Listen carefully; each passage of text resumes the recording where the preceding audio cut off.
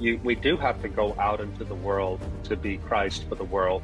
But if we don't know how to be Christ at all, if we just think it's okay to live like everybody else does, but hold in our heads alone different beliefs, we're not going to be effective. You have to stop fooling yourself that you can live fully and without many problems in the world as it is today, the post-Christian world, and still hold on to your faith. It will eat away at you. I'm thinking of the faces I saw on these hopeful young Catholics in Chartres. They will be the future of the world. So today, I am very happy to welcome Mr. Rod Dreher on the channel, a renowned journalist who wrote for the American Conservative for 12 years, writer of the bestsellers How Dante Can Save Your Life, The Benedict Option, and Live Not by Lies. You are a convert from Methodism to Roman Catholicism and then to Eastern Orthodoxy. You left the United States, live in Hungary, but you remain a good friend of JD Vance, the Vice President of the United States. Rod Dreher, thank you very much for accepting our invitation. It's a pleasure to be here. Thanks for having me. For a start, would you like to tell us about your unusual journey of faith and conversion story?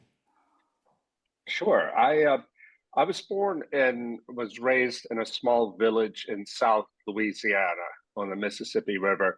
My family was Methodist, but we weren't very religiously engaged. We went to church on Easter and Christmas. That's about it.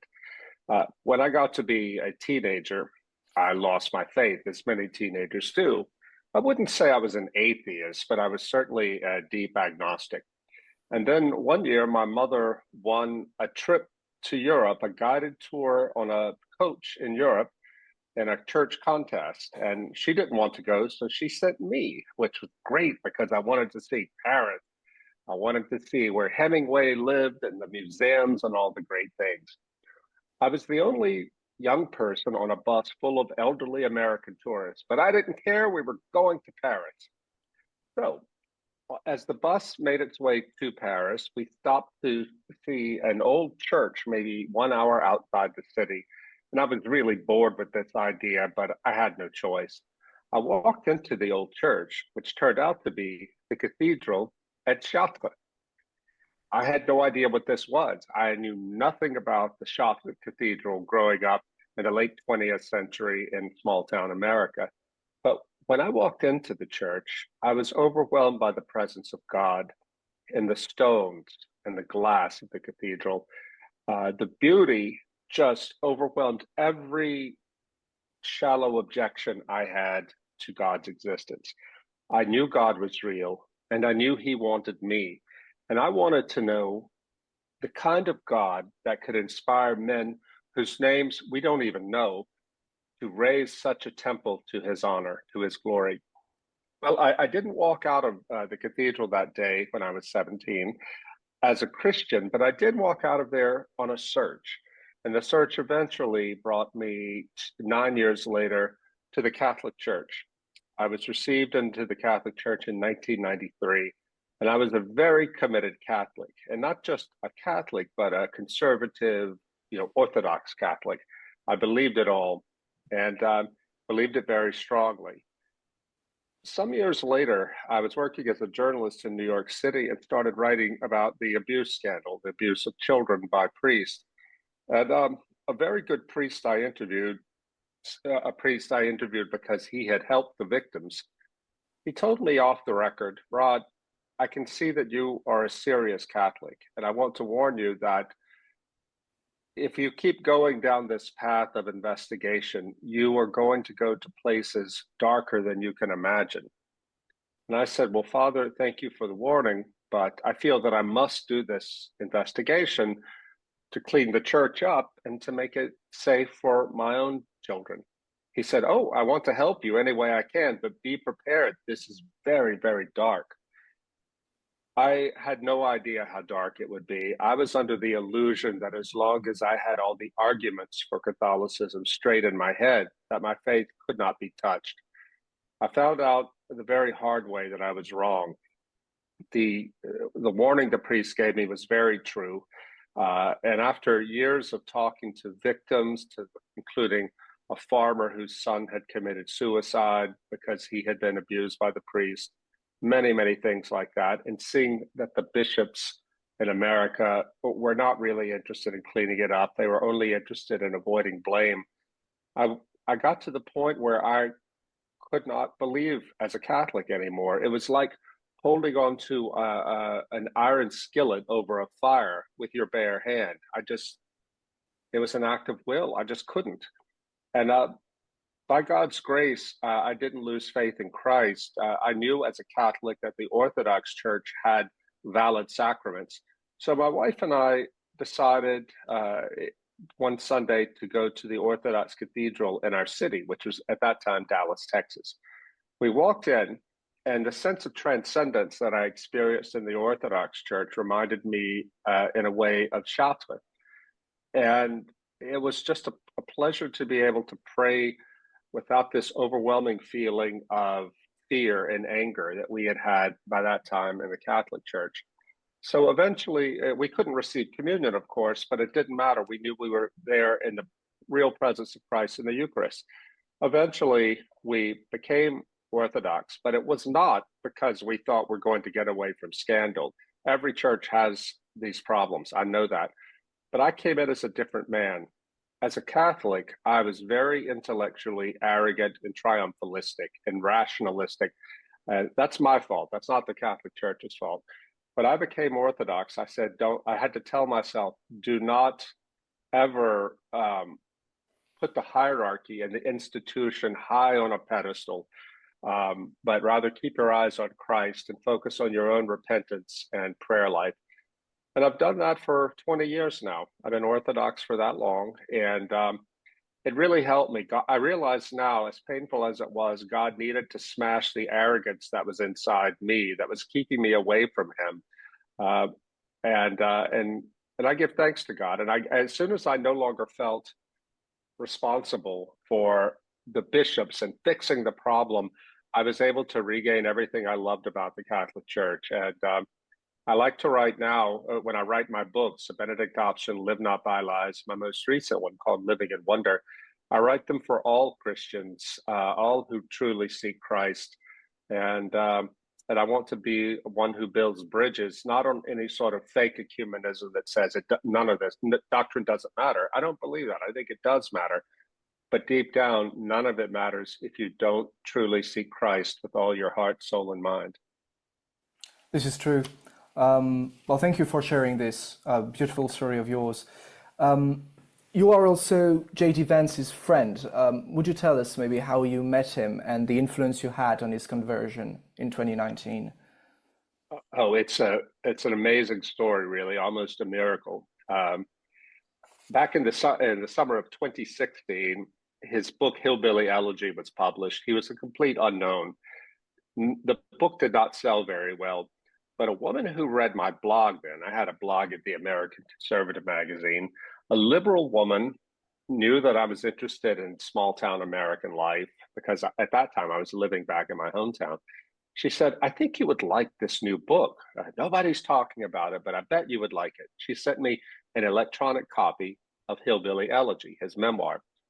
I read it on a flight to Boston, loved it. I said, this is a truly important book about American life. I found him on Twitter. He was on vacation, JD was, in England. And I asked him for an interview. He said yes. I did the interview. I published it on my blog on a Friday afternoon. By Monday, that interview had gone mega viral. It had melted down the server for the magazine 3 times. Within 2 weeks, JD's book was #1 on the bestseller charts all across America. And he had been invited on all the major TV news shows. And his career was launched. But he's a good guy, and he and I stayed friends. He's a very humble guy. And I went back recently and read the emails we exchanged right after this happened. And he kept talking in the email about how he wants to use this new fame to serve God and to do the right thing for his family. Beautiful stuff. So at one point, he told me that he wanted to become Catholic. And I was able to find a priest, a Dominican priest in Washington, D.C., where JD was living at the time, Father Paul Legg. And Father Paul was also a graduate of Yale Law School, as JD was. They were around the same age. And so Father Paul began to instruct JD in the Catholic faith. JD and his wife moved back to his home state of Ohio in the middle of his instruction. So a local Dominican, Father Henry, took over his instruction. JD invited me to join the small group when he was received into the Catholic Church in 2019. And it was such a blessing. I have photos of his first communion, and what a great moment in the life of this man and his family. And we didn't know it then, but a great moment, I think, in the life of America, because if he becomes the president of the United States, as I think he will, we will have as our president a true Catholic, a man who really knows the faith, goes to Mass, and believes it, really believes the faith. So, I can't say I led him to the Catholic Church because he was already getting there, in part by reading St. Augustine. But I was able to help him find a good, solid Orthodox Catholic priest to teach him what the faith was. Yes, I find his conversion story very inspiring because we chose the same patron saint, St. Augustine. Right. So it seems to me that your and my conversion stories are symptomatic of the general comeback to traditional values and faith that we witness in the West today. So, from what you can see, how would you describe such a shift between the cynical atheist 2000s and today? What a great question. Well, 3 years ago, I was in Oxford in England at a conference, and a young man approached me, 27 years old. He was a seminarian for the Church of England. And he said, "Listen, Rod, I have to tell you something. Your generation," he said to me, and I was in my 50s at the time, still am, but he said, "Your generation doesn't understand something important. You think that atheism is the greatest challenge to the faith. That's true for your generation, but not mine." I said, "So what is it for your generation?" He said, "The occult." I said, "Really? What? Explain." And he went on to tell me that in his office in London, he worked in advertising, I think it was, before he went to seminary. He said, "In my office, I was the only Christian." Well, that's not a surprise in a place like London, certainly not in the advertising industry. He said, "But there were no atheists in the office either." I said, "Huh, well, what were they?" He said, "Every other person there was an occultist of some sort, from just someone who uses astrology and tarot cards, all the way to two open Satanists who defined Satanism as learning how to be fully human." He said, "I know, Rod, that when I'm ordained a priest, I will be fighting this the rest of my life, but your generation doesn't even know it's real." Well, after that conversation, I did some research, and I found it really is true. The new atheism is largely dead among those under the age of 30. But they're still searching for transcendence. They're searching for meaning. And a lot of them, though, won't turn to Christianity. Either they don't want it or they don't think they can find it there. Instead, they're going to various forms of the occult or psychedelic drugs, or even both. In fact, just this past weekend, I was in the US, in Chicago, at a conference, and I met a young man who converted 2 months ago to Orthodoxy. He had been for many years sort of shaman, and he's American, but he had gone down to the jungles of South America on ayahuasca trips and did all kinds of psychedelics, mixed it up with occult ceremonies, but he had repented of it all. And he told me clearly, he said, "Yeah, I was searching for some sense of transcendence and meaning, and I found it there, but it was false because it did not lead people to Christ. In fact, there was a lot of the demonic there." And I said to him, I said, "Is it true that your generation is searching for a connection with the mysterious and the transcendent?" He said, "Absolutely. We were raised in a society where people believed nothing, and even Christians, they didn't seem to really believe it. And so there's this quest among the young to connect with something higher than themselves." And Augustin, I went earlier this year on the 3-day pilgrimage from Paris to Chartres. I wrote a story about it for the Free Press magazine in the US. And I saw, when I interviewed all these young people, 20,000 young French Catholics and some from other countries, I found the same thing. They told me that they were raised in culture that didn't seem to believe in anything other than shopping and hedonism. And they too were looking for meaning and transcendence and purpose and community and ultimately God. So that's why they were walking to Chartres. And I have to tell you, it gave me more hope than I've had in a long time because they were not angry young people. They were just so full of hope. And in fact, I was so impressed by what I saw that my next book is going to be about that search and how they can find it in traditional Christianity.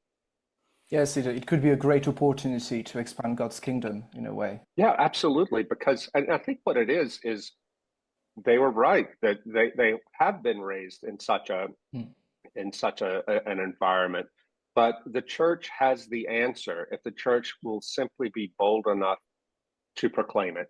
And you know, when I was in France in 2018 for the Benedict option book tour called in French Le Pari Bénédictin, Mm. uh, I noticed something really interesting. Everyone I spoke to was Catholic, but the Catholics who were my age, in their 50s or older, they had big problems with the book. But those who were younger completely loved it and were happy to support it. And I couldn't figure out why. But the more I talked to the people and the more I thought about it, I realized that the older Catholics still wanted to believe somehow that Catholicism, Christianity, could play a vital role in French society. The ones who were younger had given up on that, and they didn't want to know how can we fit into the power structure as Christians. All they wanted to know was how can we live faithfully to Christ as Catholics in this society. And it makes all the difference because they wanted nothing more than Jesus. They didn't want to figure out how, if we just change the formula a little bit on what we do, then the world will accept us. They knew they weren't going to be accepted by this world. They only wanted Christ. And as it turns out, I think that it's people like that, young people like that, who you can really see in their faces the power of the Holy Spirit. And I think others will see what they have and want it themselves. Sure. And I am from this generation, so it is the question I want to ask you too. How can we marriage protection from such a corrupt society and also our mission to go to its peripheries? Yeah, that's a great question. You know, a lot of people said about the Benedict option, the Pari Bénédictin, they said, oh, you're saying that we ought to head for the hills and hide out to protect our faith. That's completely wrong. The book doesn't say that at all. It says that we as lay Christians must live in the world unless we're called to the monastery. Most of us won't be. We must live in the world. But if we are going to live in the world as faithful Christians, then we are going to have to establish ways of living in terms of our piety, our spiritual disciplines, our prayer life, as well as communities, building communities of the truly faithful. Otherwise, we won't have the strength to carry Christ into the unbelieving world. We do have to go out into the world to be Christ for the world. But if we don't know how to be Christ at all, if we just think it's okay to live like everybody else does, but hold in our heads alone different beliefs, we're not going to be effective. And I really do think that I believe now more strongly than ever that this is necessary. I live here in Budapest in Hungary. I have been here the last 4 years, and I have lots of friends here, but I don't have Christian community. As an Orthodox Christian, there's a Serbian church right here on my block in the city, and also a Russian church. The liturgy is beautiful, the church is full, but I don't speak the language, so I can't really participate. It's gotten to the point where I'm actually considering moving only so I can find church community because I know how important that is. And so, I remember getting some criticism from some Catholics when the Benedict option first came out, and they would use Pope Francis's phrase, go to the peripheries. And I would say, yeah, absolutely. We have to go to the peripheries, but you can't convert people if you don't have anything to bring to them, to take to them on the peripheries. This is why it's necessary for us not only to know our faith in terms of doctrine and practice, but to live it out, to allow ourselves to be formed by the disciplines of the Christian life, so that when we meet people on the peripheries, they will see the difference that Christ has made in our lives. Yeah, sure. And yet there is an undeniable temptation that we can witness of the inner ring, as C.S. Lewis puts it, a closed circle, a clique of some sort. How can we avoid this temptation? Yeah, we have to be humble about this. I remember when I was a Catholic, I mentioned that I was very intellectually arrogant and even triumphalistic. I thought, I'm part of the best church. All the smart people are here. And I looked down on fellow Christians who were, say, evangelical, and also on liberal Catholics, too. Now, there's nothing wrong with believing in your faith and in your own personal doctrinal orthodoxy. It's important to do that. But if you don't have love, as St. Paul said, it means nothing. And what I lacked was charity and humility. And that's why I think that it was almost a severe form of mercy for God to smash me in my arrogance. I think that we have to focus on that, on our own fallibility, on our own repentance, and learn to see others who don't have Christ, or maybe who have Christ in an imperfect way. We have to first learn to love them as people, who they are, before we can get them to listen to the gospel.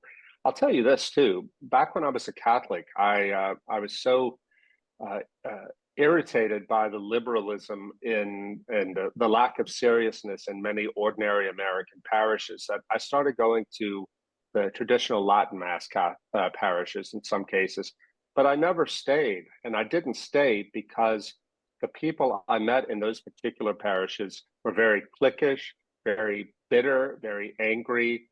They looked down on other, we call them normie Catholics, normal, Novus Ordo Catholics.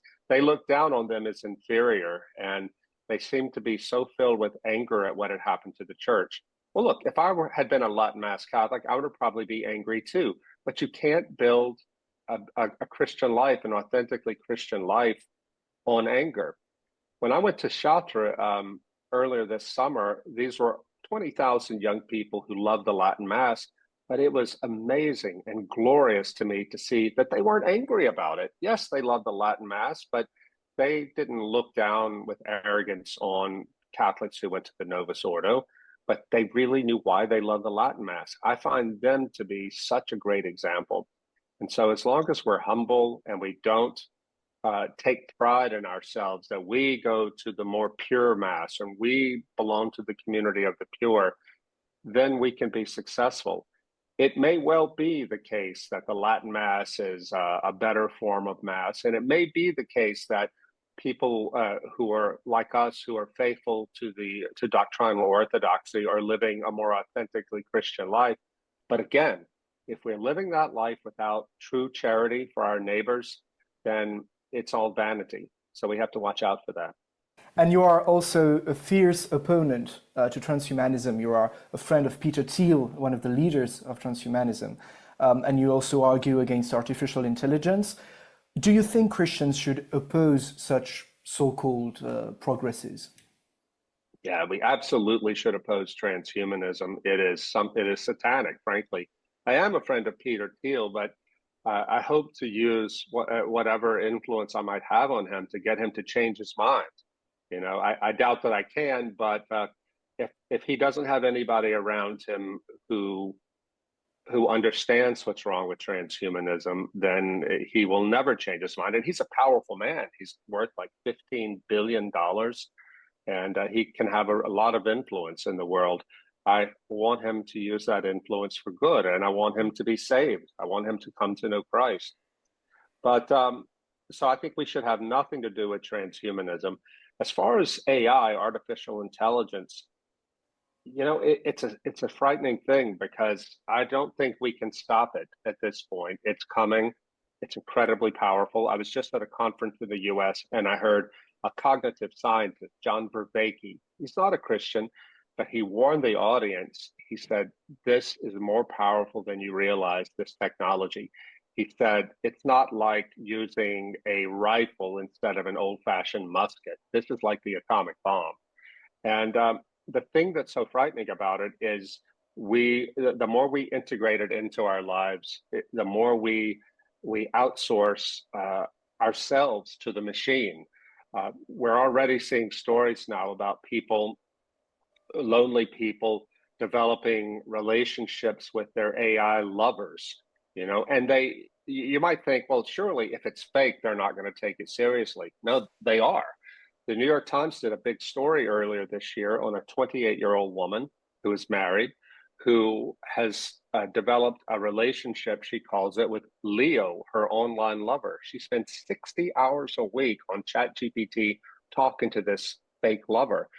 And she knows it's not real, but this lover provides her with a sense of emotional gratification that she doesn't get from her husband. And he doesn't care that she's doing this because he's addicted to pornography, and we're also seeing people start to worship AI like it's a god. There have been stories recently in the media about people developing a sort of psychosis because they keep talking very deeply to AI, and AI convinces them that they are divine and leads them into believing insane things. In my book, Living in Wonder, I wrote about this professor in Canada who warned that we are going into the age of AI religions because AI will be able to have all the qualities that we associate with God. It will know everything or seem to know everything.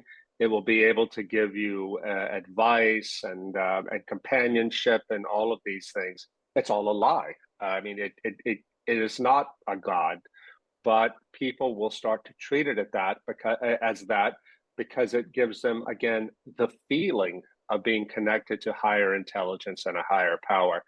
And it's also the case that the more we rely on AI to analyze books for us, to analyze our problems, even in therapy, right? The New York Times this very day that you and I are talking had a story about how more and more people, especially young people, are turning to AI as a therapist. The more we do that, the less we will be able to think and reason on our own. And we are in some way merging ourselves with the machine. Now, I use that word, particularly that phrase, merging with the machine, because 2 or 3 years ago, when I was researching my most recent book, I talked to a young man. I called him Jonah in the book. He was at the top religious studies PhD program in America. And while he was there, he met some occultists who were in his department, in his academic study program, and became one of them and participated in occult worship, rituals, and heavy use of psychedelics. He told me that during these things, he would become possessed by demons willingly and unwillingly, and he would converse with them. He thought he was talking to ancient gods. And they told him that their plan for humanity is to merge man with the machine as a way of enslaving humanity. And finally, he realized, wait, these aren't gods, these are demons. He fled, became a Christian, and is now very strongly against all this. Well, when he said they want to merge us with machines, I didn't understand that. I thought, I was thinking in a more literal way, like we would be transhuman in the sense of getting electronic arms and legs, that sort of thing. Now I realize that he was talking about AI, that the more we open ourselves and become porous to AI and let AI into our lives and come to rely on AI for our intellectual needs, even our emotional needs, the less human we become. And I think you don't have to believe this crazy story about the occult graduate student. I think it's true, but one doesn't have to believe that. One only has to think about where this is going when people turn to this machine, this algorithm, for all of the advice in their life and for their companionship. We already are very lonely people. We're living in a deep crisis of loneliness all across Western society. And these AI, these fake friends, these fake lovers, these fake pastors that we have with AI can pretend to give us the semblance of a real relationship and cause us to turn away from actual flesh and blood people. I really think one of the great challenges facing the church, not just the priests, but everyone in the church of this century, is going to be how to determine what is really real and stay in touch with what is really real when the things that have the appearance of reality but are in fact fake are all around us. Sure. And still, there is a race to AI. There is a stake of power. So how can leaders like JD Vance or Catholic leaders of the world can stay in the race and still be cautious about it, as you recommend? Boy, this is a tremendous challenge. And I was happy to see not long after he was elected that Pope Leo is concerned about AI. And I'm glad that JD Vance is one of the top leaders, and hopefully he'll become president one day. And he's a serious Catholic who can help make policy that will limit the power of AI. But I would love it if we could just somehow turn away completely from AI. But I was at a Christmas party last two years ago, in which someone present there was a faithful Catholic and also a major corporate figure in the AI world. And my son was with me, and he's in graduate school too. And he said to her, "How can you as a Christian do this AI work? You know how dangerous it is." And the woman he was talking to said, "Yes, you're right, it is dangerous. But if we don't do it, the Chinese are certainly doing it, and they will overtake us and defeat us." And I realized both were right. I completely agree with my son that this is extremely dangerous work. But the Catholic woman who works in AI, she's correct too, that it's such a powerful technology that if we don't figure out how to use it, then our enemies certainly are busy doing that, and we will have no defenses against them. I think that policymakers like JD Vance, others in government, and even in AI industry need to engage with serious Christian intellectuals to understand what is AI, what threat does it pose to our humanity, and what safeguards can we put in place to prevent it from threatening our humanity. I don't have any ideas myself because I really don't understand the technology well enough to say. But we know from history, and we know from our mythology, by which I mean the stories that are told in the Bible, with the Tower of Babel, as well as in Greek myths, things like that, that this hubris, this idea that we can gain greater and greater control, we can become like gods, always ends in total catastrophe. And this, I'm afraid, AI might be the greatest catastrophe to ever hit humanity. But I don't think we can stop it. I think we only have to learn to live with it in such a way as to be able to hold on to our humanity. Funnily enough, there's a scholar at Catholic University in Washington, John Asconis, and he made a comment. He said that a medieval peasant would be better able psychologically to live in the world that's now coming into existence than modern people. I asked him, "What do you mean by that?" He said that in the Middle Ages, if you're a Catholic, you are aware or you believe that there are other intelligences that are not human that are all around you, and that they are dangerous to interact with. But if you take certain precautions, you can protect yourself. We don't believe that in the modern world. In the modern world, the post-Cartesian world, we think that everything outside of ourselves is just dead matter. Well, AI, whether it has any true spiritual component or not, and some believe it does. I talked to some people from Silicon Valley who believe that AI is like a high-tech Ouija board, that higher intelligences used to communicate with us and affect us and bring us to happiness and enlightenment and wealth. Well, if they're right, these are demons. But leaving that aside, if it's only a technology, it is still going to have the resemblance to a disembodied intelligence. And we have to understand what that is like, what it's like to live in a world like that without allowing it to ruin us. And I think the church has many, many ways in its own history and heritage and wisdom to help us live with these disembodied intelligences and protect ourselves from them. A few years ago, I read a book, a controversial book, which shook my relationship with technology. It was Ted Kaczynski's Manifesto, and your answer makes me think about that. Obviously, leaving aside the terrorist calls, what do you think about his absolute drawback from the industrial society?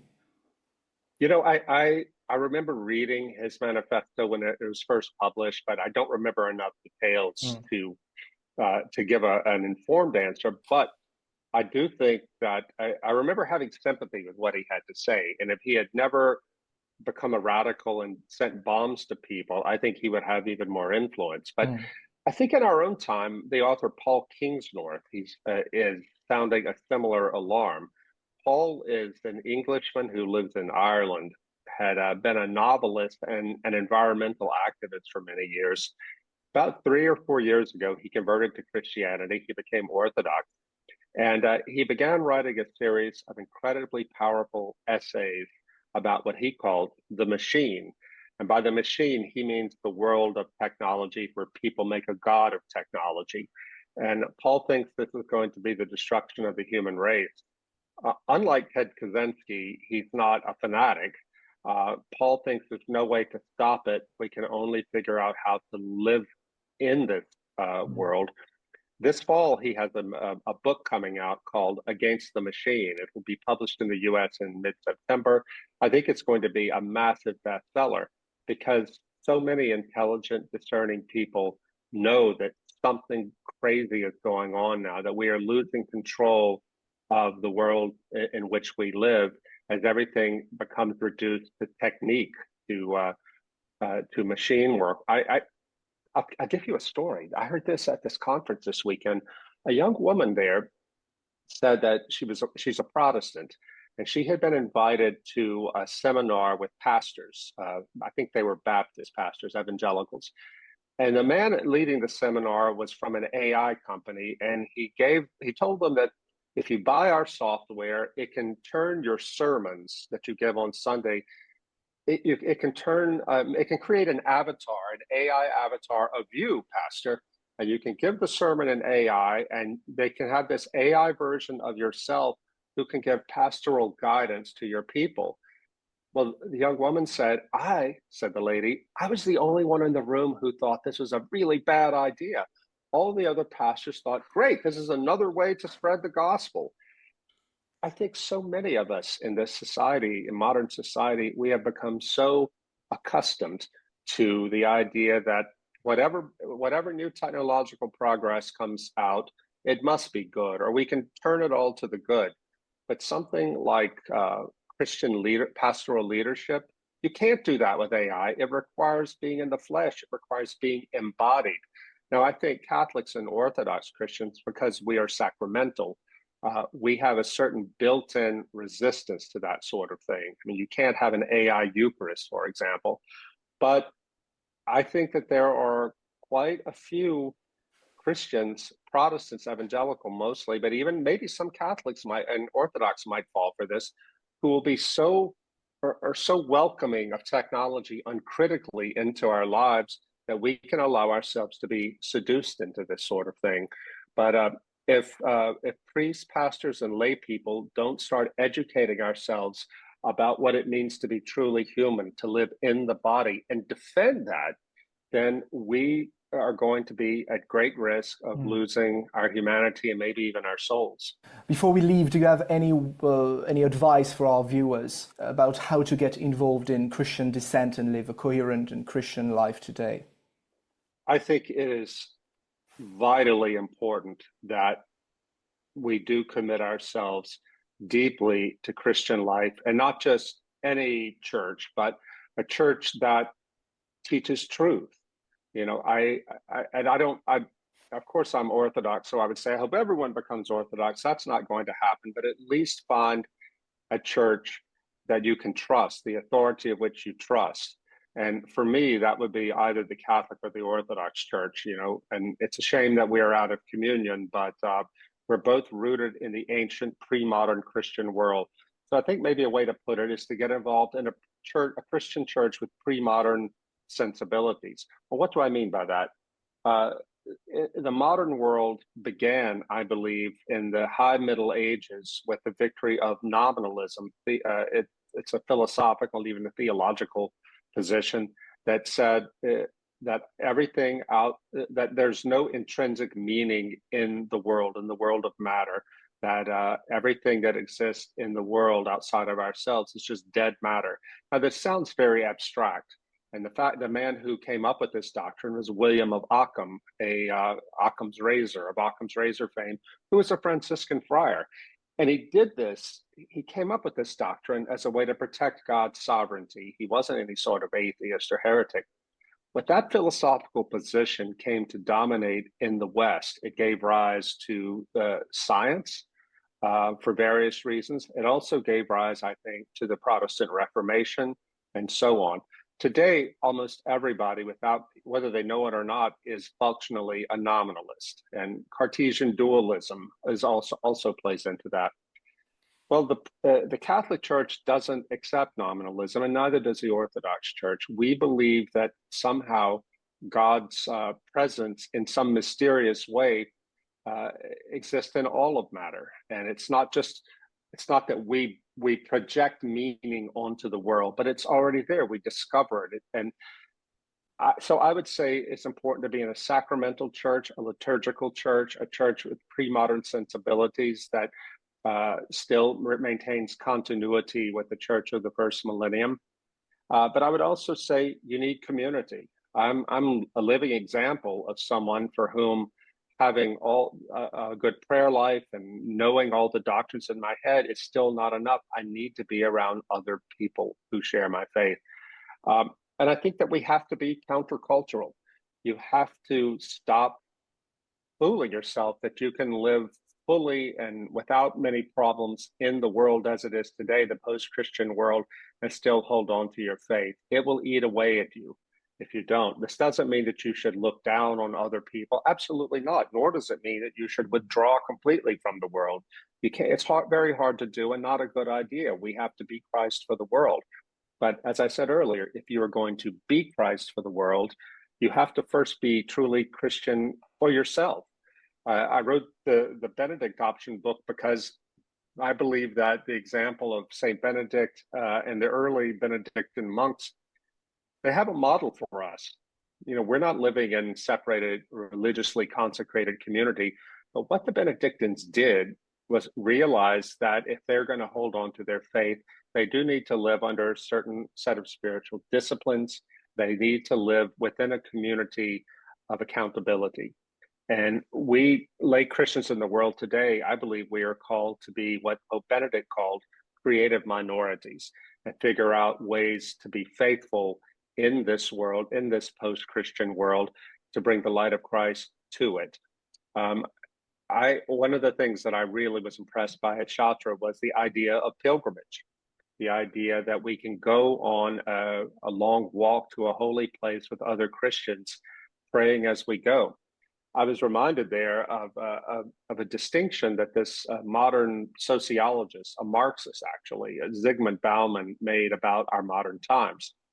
He said that in past times, everyone experienced life as a pilgrimage, meaning that everyone was going together on a meaningful journey, a familiar journey down well-trodden paths. We encounter obstacles along the way, have adventures, but eventually we will end up at the same destination. That's just life, right? And that's not necessarily a religious angle to it. And this was the life that existed until I think I was born into this world in somewhat, because I remember in my generation, it was assumed that you go to school, you get your college diploma or whatever, you get married, you have kids, you get a stable job, then you have grandchildren, then you die. Well, that world is gone. And I think one of the reasons that we are in a meaning crisis throughout the West today, especially in the younger generations, is we all live life not as pilgrims, but as tourists. Zygmunt Bauman said a tourist is different from a pilgrim in that his journey has no direction, has no form. He goes from here to there, driven only by his individual will and seeking to avoid boredom. But the journey doesn't go anywhere. the church has been on pilgrimage through the world for 2,000 years. It knows the way. These young people in Chartres, these 19, 20-year-old young people, they lost faith in the modern world, and they simply want to reconnect to the pilgrim path that the church and generation after generation of Christians before us have been following. That's how we need to think about things. Living in Europe as I do, I see acutely that our entire civilization in the West is under threat. It was a civilization based on Christianity, not perfectly realized Christianity. We're not going to create heaven on earth, but all of the good things that we all value today, the freedoms we value, the equal rights, the rule of law, all of that, it came out of Christianity ultimately, and we will not be able to hold on to it unless we have a serious and widespread return to the faith. And I think that I think as you and I are talking, I'm thinking of the faces I saw on these hopeful young Catholics in Chartres. They will be the future of the world. I wish Pope Benedict, who was my favorite modern pope, I wish he had lived to see this, to have been able to go to Chartres and see these creative minorities, 20,000 of them, walking for 3 days to Chartres. I think that when they return into the world in France or wherever they go, they will truly bring the light of Christ, and they know the way. We need to follow their example. Rod Dreher, it was an honor talking with you. Thank you very much for your time. Thanks so much, and God bless you.